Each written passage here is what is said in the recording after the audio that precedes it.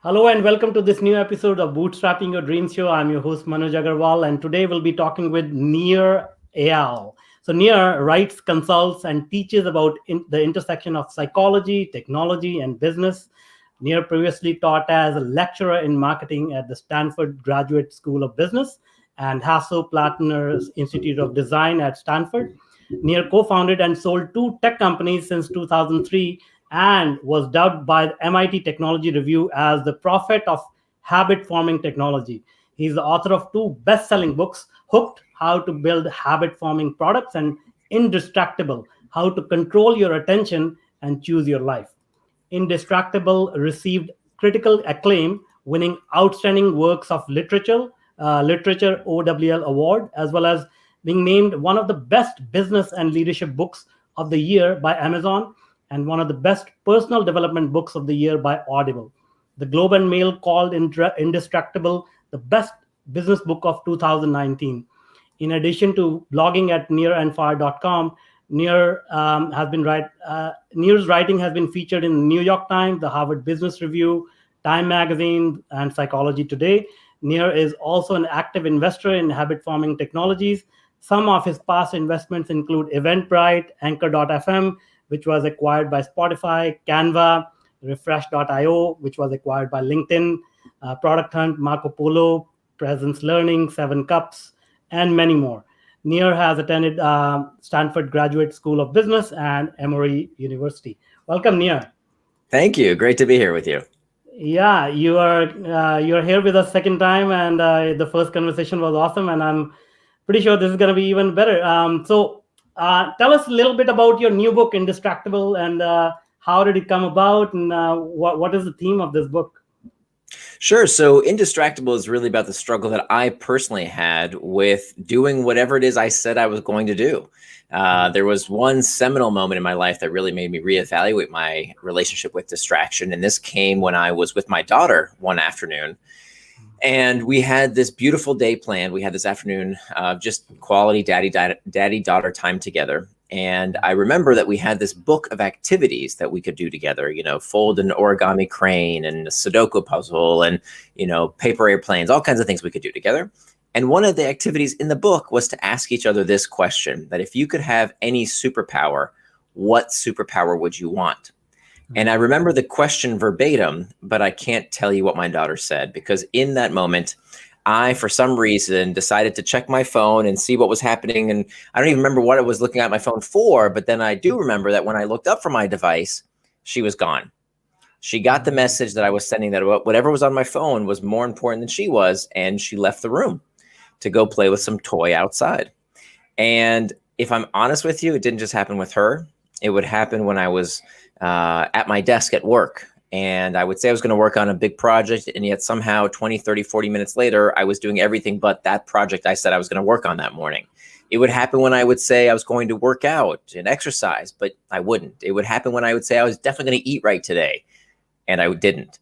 And so I asked myself, if I could have any superpower, boy, I would just want the power to follow through on the things I know I should do and stop doing the things I shouldn't do, right? Because I think we all basically know these days what we're supposed to do, right? Who doesn't know that if you want to get healthier, if you want to lose weight, you have to eat right and exercise? Does anybody not know that? Do we really need to buy more diet books to tell us that? No, we know what to do. Who doesn't know that a chocolate cake is not as healthy as a healthy salad? Who doesn't know that if you want better relationships, you have to be fully present with people? Who doesn't know that if you want to do better at your job, you have to do the work, especially the hard stuff that other people don't want to do? We know what to do. And if you don't know what to do, for God's sakes, just Google it. All the answers are out there. The problem is no longer that we don't know what to do. The problem is we don't know how to stop getting in our own way. We don't know how to stop getting distracted. And so when I looked for books on how do I stop getting distracted, how do I make sure I do what I say I'm going to do, how do I live with personal integrity, I read every book on the topic, and they all sucked. They were horrible. They were not research-based. They were full of tips and tricks that worked for this guru or the next guru, and they weren't based on actual psychology research. Or worse yet, they told people things like, just get rid of your cell phone, stop using social media, stop using technology. Technology is rotting your brain. Well, that's not very practical, and it's silly. because we can get the best out of these tools without letting them get the best of us. So I tried everything those books told me, still didn't work. I still got distracted. And so I said, you know what, this is something that I really want to figure out for myself. And so I spent the next 5 years diving into the psychology of why we get distraction, and finally figured out how we can become indistractable, how we can have this superpower to do whatever it is we say we're going to do with our time, with our attention, and with our life. That's amazing. And one of the things I like about you as an author, as you said, like a lot of books are based on personal experience and what worked for them, but you really dive deep, and you do a very thorough research on every topic that you undertake. So tell us about that. Like, how do you come up with that process? How do you how do you even start researching this if nobody has done a good enough job of doing this? You're breaking new ground. How do you go about doing all this?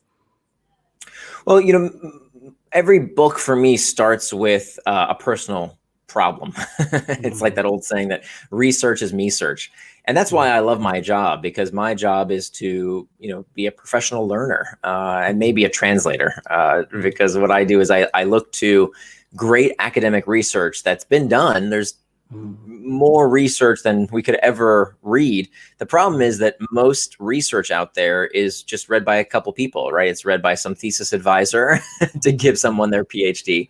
And nobody actually reads many of these studies, or just a few people. And so what I wanted to do was to translate the good research out there and comb it down from the tremendous amount that's already out there, sort out what matters, what doesn't matter, sort out the crappy studies from the good studies, because there's a lot of studies out there that, just because someone wears a lab coat doesn't mean that they know what they're doing. And so it's sorting out the good research from the inconsequential research, and giving people really actionable advice, not just, oh, here's this study that showed this correlation, but okay, here's what you can do. And so everything that made it in the book had to have this bar of not only being effective, right?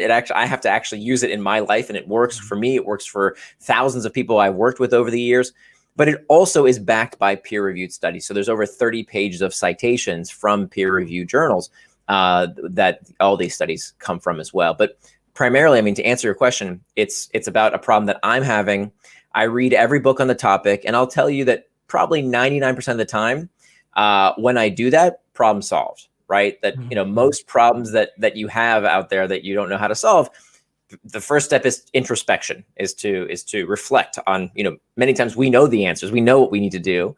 Then the next step, if we really don't know what to do, okay, we can search for it. We can look online. We can look at books. We can ask people who are knowledgeable in the field. And then if that still doesn't work, if we still haven't figured out how to solve the problem, then that's time when I at least dive into, okay, let me go deep here. Let me look at the studies. Let me look at the research. Let me look at this field that maybe hasn't been properly cultivated. That's amazing. Yeah, the thing is, like, you are an accomplished writer, author, professor, entrepreneur. Like, people will say, okay, you are already disciplined, you're already successful. Nobody gets to that level of success without being disciplined. And to distill it down for everyone to follow, that's an achievement. So, without giving away the crux of the books, because we want people to read the book, can you give us a little bit of a preview of what you found in this research, and what are some of the challenges people face while getting distracted? Sure. But just to address that point, though, I want people to know that I didn't write this book because I mastered distraction. I wrote this book because I needed to master distraction. I needed to overcome it. And in fact, I've always struggled with willpower and self-control. And, I used to be clinically obese. And so for me, even those words, willpower and self-control, make the back of my neck, the hair on the back of my neck stand up, because I remember hearing, my parents saying things like, okay, stop eating so much, have some self-control, have some willpower. And that doesn't work. Willpower, we know from the psychology research, we're starting to find out the whole concept of willpower may be a myth. It may not be real in the first place. And so there's a lot of misinformation out there, and a lot of unknowns, frankly, in the psychology community around what works, what doesn't work, and how much of what people think is common conventional wisdom turns out not only to be wrong, turns out to be actually harmful. For example, the to-do list.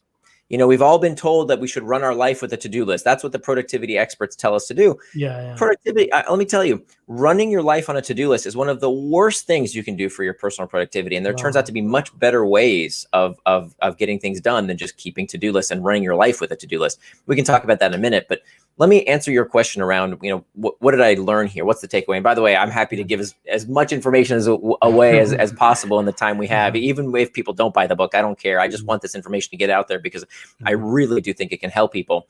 And so the first place to understand what distraction is to understand what distraction is not. What is the opposite of distraction? If you think to yourself, okay, what's the opposite of distraction?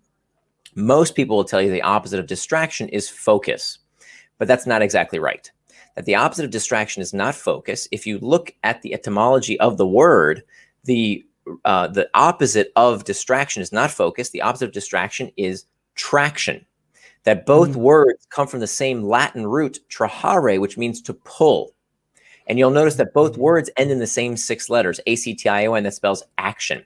So traction, by definition, is any action that pulls you towards what you say you're going to do, things that you do with intent, things that help you move towards your values and help you become the kind of person you want to become. That's traction. The opposite of traction is, of course, distraction. Distraction is any action that pulls you further away from what you plan to do, further away from your values, further away from becoming the kind of person you want to become.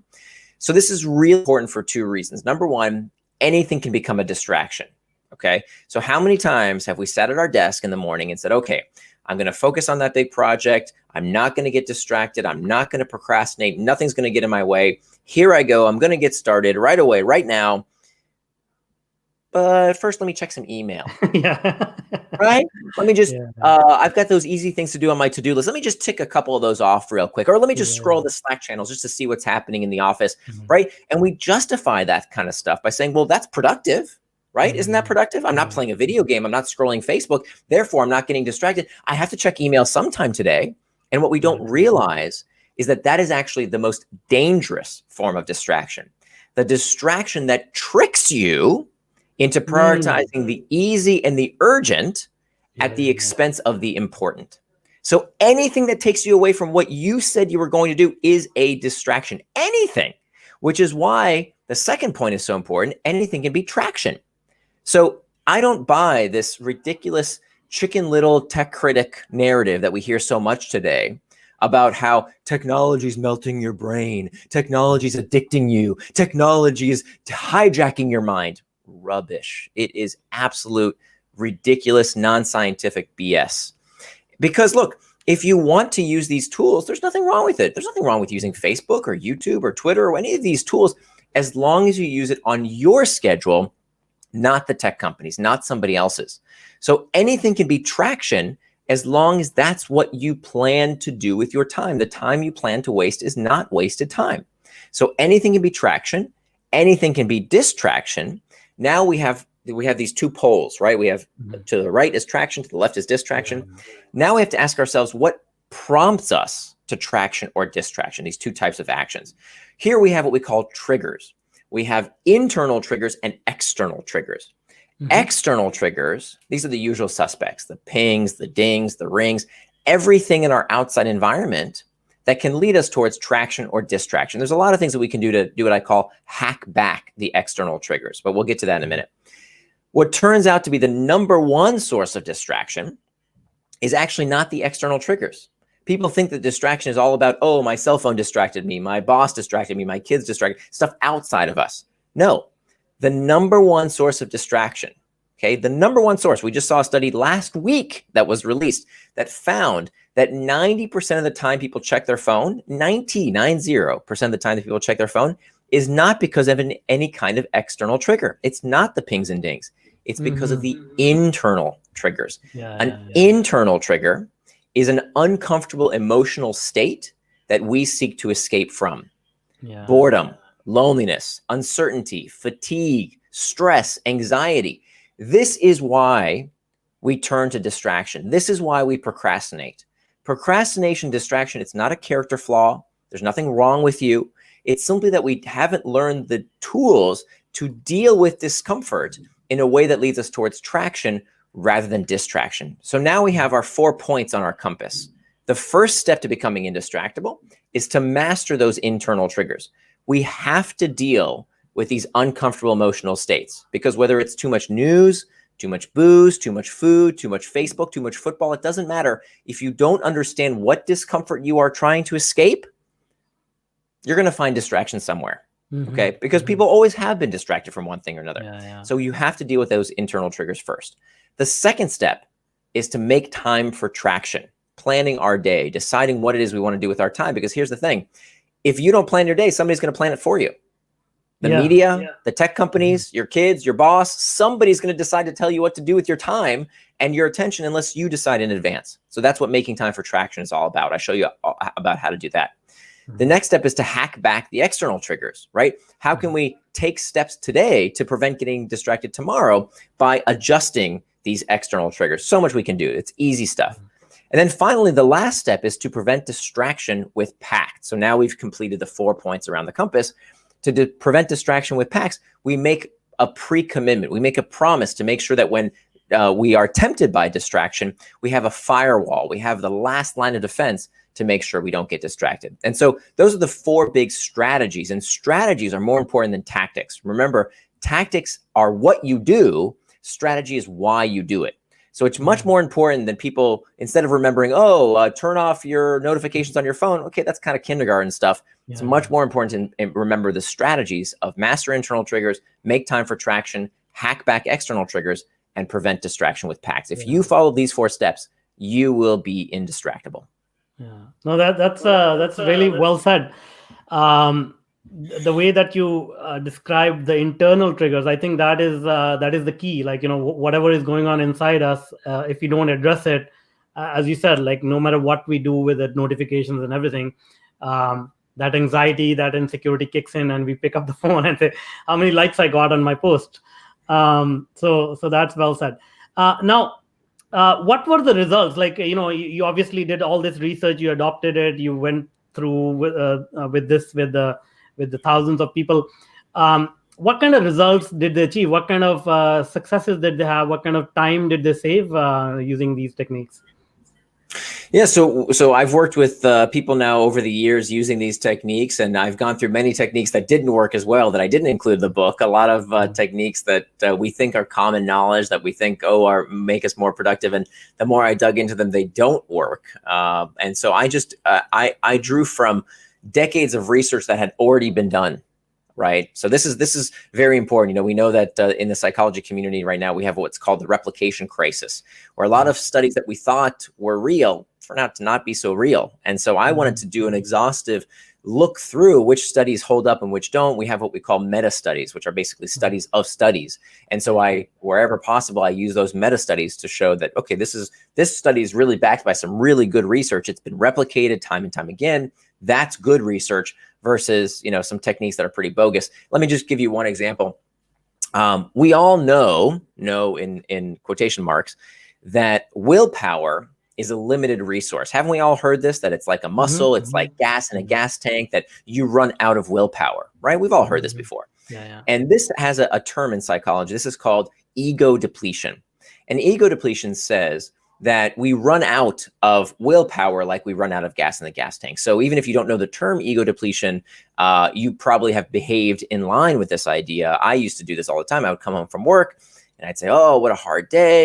It's been so stressful. I have no more capacity to make good decisions anymore. Right? I have no more willpower. Right? I'm spent," is what I used to say.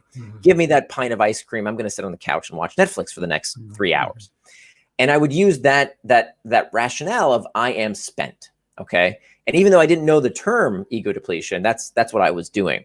And actually, this idea of ego depletion actually gained some credence. There was one particular research that did research around this idea of ego depletion, and he had studies that seemed to suggest that people do really run out of willpower like gas in a gas tank. Except, as we do in the social sciences, when a study sounds a little too good to be true, when it sounds a little bit too magical, we replicate the study, right? We don't take things on faith I in see. I science. see. We run the study again and we see if we can get similar results. Well, it turns out the study could not replicate, that it's been done again and again. And it turns out that we don't find this notion of ego depletion when we control for different variables. Doesn't look like it really exists, except in one group of people. So there was a researcher by the name of Carol Dweck at Stanford who wrote a fantastic book called Mindset. And she decided to test this theory of ego depletion. And she found that, in fact, there were a group of people who really did experience ego depletion. They really did run out of willpower like someone would run out of gas in a gas tank. And those people, and only those people, were people who believed that willpower was a limited resource. I see. That's it. I see. The only people who really experienced it were the ones who believed it. And so this is why our self-image is so important, that if we believe that we are limited in one way or another, we will act according to those beliefs. And this is why I'm on this crusade to tell people that they are not getting addicted by technology, for God's sakes, right? It's not an addiction. It's a distraction. And that's a very big difference, because when we call things an addiction and say it's hijacking our brain, that makes us think we're powerless, right? Because now there's a dealer, there's a pusher. I can't do anything about it, right? And so what do people do when they feel like they're helpless? They do nothing. This is called learned helplessness. And so that's why we need to understand that the way we talk to ourselves, the way we imagine and perceive our temperament around our limitations is incredibly important. And so I'm on this crusade to make sure that people know that they are much more powerful than these distractions. Certainly, they're more powerful than the tech companies. That's awesome. So it sounds like there is an element of personal development, right, built into, increasing the productivity as well. Yeah, I think it's a huge part of it. I mean, I think that the first place to start is by asking ourselves, what can we personally do, as opposed to waiting for the tech companies to save us, or, the geniuses in government to save us. Why don't we do something about it ourselves? Yeah. And so, as we are going through this combined experience of lockdowns and pandemic and everything, how do you think that, environment, working from home, and the way that we do business, the way that we, sort of interact with each other has completely changed. So what in your opinion, is going to happen with the level of, productivity, with the level of distraction that people experience in these changing environment? Yeah, it's a good question. So, when I wrote the book over the past 5 years, I thought the world was a pretty distracting place before. Yeah. And the book came out in late 2019. And then, of course, 2020 happened with the pandemic and everything that's happening in politics. And clearly the world all of a sudden became even more distracting, right? And so I said to my wife the other day, I said, I am so glad I wrote this book when I did, because I don't know if I could get through this. I mean, this is a very distracting time, because if I didn't have the tools to deal with all the things that are in the news, all the stressors, if we go back to those internal triggers, all of a sudden there are more things to worry about. Right? Is my family safe? Are they healthy? Are they going to get corona? I mean, am I going to lose my job? How do I work from home? How do I homeschool? There's so many new questions now that raise the anxiety and fear level. And of course, the more internal triggers we have, if we are not armed to deal with those internal triggers, if we don't know how to master that discomfort, we're going to give in. And this is what you see people doing. So some people have become more productive during the pandemic. Some people have become a lot less productive because they're so anxious and stressed and worried, and they don't know how to deal with that discomfort. So what do? They watch too much news. They drink too much booze. They eat too much food. They watch, they are on Facebook too much. They do these things because they are looking to escape psychological discomfort. And that's very understandable. That's very human. It's also something that we have to train ourselves to learn to overcome. So that's one thing that's changed. The second thing that I think is a major change is that when we think back to making time for traction, because when we used to go to a traditional workplace environment, we would, get our kids ready in the morning, drive them to school, have our meetings, have lunch with a colleague. We had a schedule, we had a routine that gave structure to our lives. And for many people, because they don't have that structure anymore, because they're just working from home and days kind of blend into each other, that's become very difficult. In fact, I just saw the other day that Google, I don't know if you saw this, they have recorded a record number of people searching for the search term, the keyword, what day is it?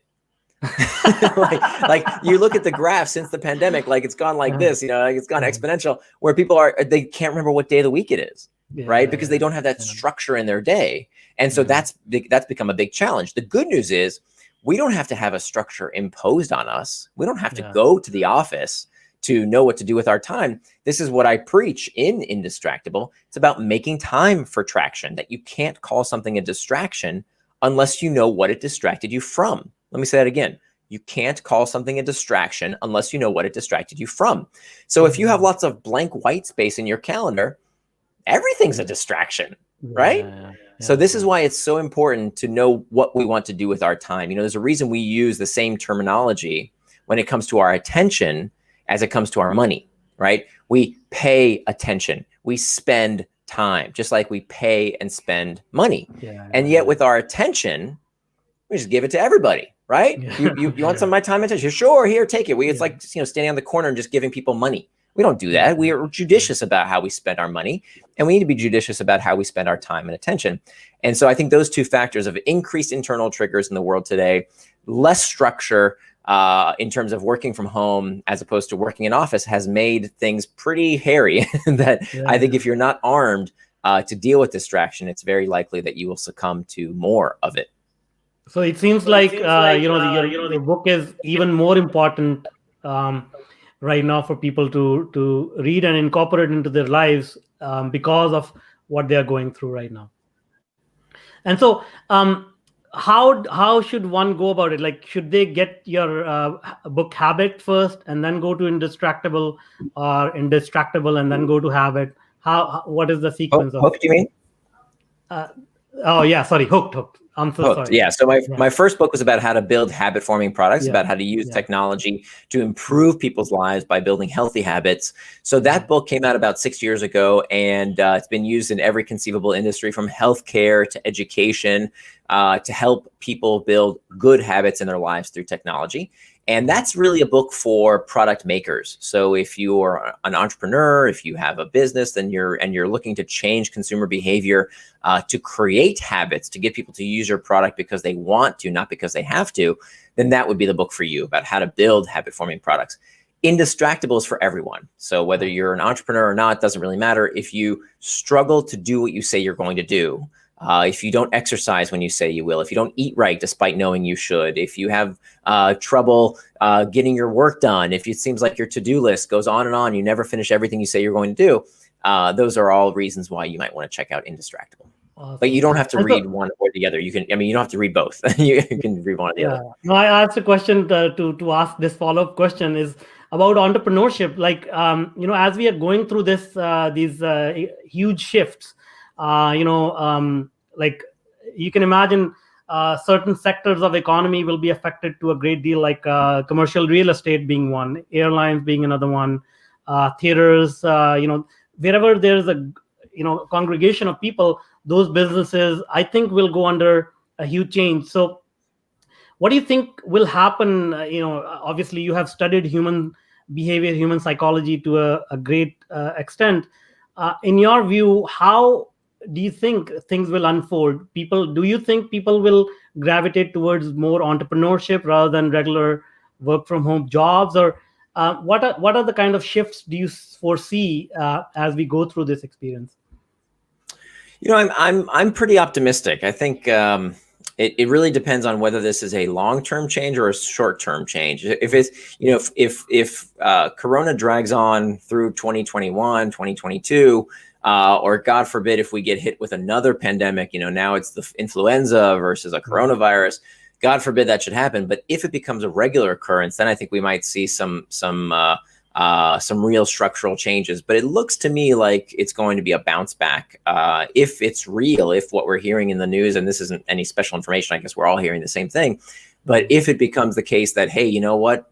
Unbelievable. We created a vaccine in record time, and now we can inoculate the population so that Corona is a thing of the past, or that COVID is a thing of the past. then I think we'll return back to pretty much normal. With the caveat that we all did this experiment for a year of what is it like to work from home? What is it like to use, frankly, these amazing technologies that we used? I mean, can you imagine having tried to go through this pandemic without these tools, without social media, without Zoom, without these amazing technologies? Can you imagine if COVID had struck in 1992? This would be terrible. This would be 100 times worse. So thank goodness we have these tools to connect us during this time of isolation. I think it's done immeasurable good for the world that we don't give enough credit for, frankly. So I think it's actually net a very, very good thing. I think it's the price of having to be physically present just went down substantially, right? I mean, I saw this firsthand. I would fly in to meetings across the country, sometimes across the world, for a day, right? Like, I'm pretty sure those, like, now that we've all seen how wonderful these technologies can be, I'm hopeful that those days are over. That we really think about to ourselves, wait, is it worth not only the social distancing costs, but also the environmental costs? Like, really, do I really need to get on a plane and fly across the world for 24 hours or 48 hours for a quick meeting and a handshake? Like, we can do that stuff online. And so I think in many ways it's pushed people to try these new technologies that I think long term will benefit us and create tons of new opportunities, I think, for entrepreneurs out there. For sure. And let's, one of the last questions, we started off talking about the relationship and we started talking about your daughter. So how is this socially distant economy and the distractions, how is this affecting relationship? And once we incorporate the techniques that you're sharing, how does it help human relationships? Because productivity in work is one thing, but we also get distracted while maintaining these important relationships. Yeah. So half of the book is about things that you can do personally, about how you can become indistractable through these 4 big strategies we talked about earlier. The other half of the book recognizes that we don't live in isolation, that our environments shape our behaviors and our relationships can shape our behaviors. So the second half of the book is about how to raise indistractable kids, how to have an indistractable workplace, and finally, how to have indistractable relationships. And so this is where I talk about friendships and romantic relationships, about how important it is to be fully present. And I'll tell you personally, I mean, this came from a personal struggle that, my wife and I have been married for almost 20 years. It's crazy to say, but true. Next year, 20 years. And, I'll get a little personal here, that a few years ago, we really struggled in our sex life, to be honest, because we would go to bed every night and instead of cuddling each other, she would be on her phone and I would be fondling my iPad, and we went to bed later and later and we didn't invest in our relationship by spending time together as a couple. And it was, our first reaction was to blame the technology. Oh, it's the stupid social media companies doing it to us. But no, I wanted that excuse to be true, but it wasn't true. It was me. I was doing it to myself. And that's where we took out this indistractable model as I was working on it. And we started implementing various techniques from it to make sure that we could regain that lost time and to invest in our relationship. It's part of our values to invest in this loving relationship with each other. And so one of the techniques that we found was most helpful was that 4th step of preventing distraction with a pact. And so there's a kind of pact that I call an effort pact, which is where we take a step today to prevent getting distracted by something tomorrow, by making that behavior difficult to do. So here's what we did. I went to the hardware store and I bought ourselves a $10 outlet timer. Now this outlet timer, whatever you plug into it, will turn on or off at any time of day or night based on the time you set on it, right? So in my household, every night at 10 p.m., my internet router shuts off automatically every night. Nice. So what now? Could I turn it back on? Of course I could. I could go underneath my desk and I could pull out the outlet. I could put it back in, but that would take work, right? That takes effort. And that bit of friction, that bit of effort to not do something I don't want to do. That's part of, I said that I don't want to get distracted. I don't want to be online past 10 o'clock. Well, that decision is automatically made for me. Now the default becomes that I don't get distracted because the internet's off. And to change the default, I have to put effort into it. So I made this effort pact. And that's just one of dozens of different techniques in the book. But I think that's a good example of how we can take action today to prevent getting distracted tomorrow, particularly when it comes to our relationships. That's a great example. Thank you so much. So there you go, guys. If somebody wants to increase their productivity and save their marriage, this is the book to read. So thanks a lot for being with us. As I said, this has been a really interesting conversation. Thank you so much. Thank you so much for doing what you do. It's really hard to find really good books which are based on solid research, and the way that you do it is just admirable. Thank you so much. You really go out of the way and give value in the book. So thank you so much for doing that. And now, where can people find you? Where can they find the book, and how can they connect if they want to connect with you? Sure. Yeah, I appreciate that. So my website is nirandfar.com. Nir spelled like my first name. So NIR and far.com. And there's actually a free 80-page workbook that we couldn't fit into the final edition of Indistractable. So that's yours for free. Anyone can go get it at nirandfar.com. And the book itself, if you're interested, is called Indistractable: How to Control Your Attention and Choose Your Life. And that's available wherever books are sold. Awesome. Thank you so much. We'll put those links in the show notes, and hope to have you back here soon. Thank you so much. It was a pleasure. Appreciate it. Thanks.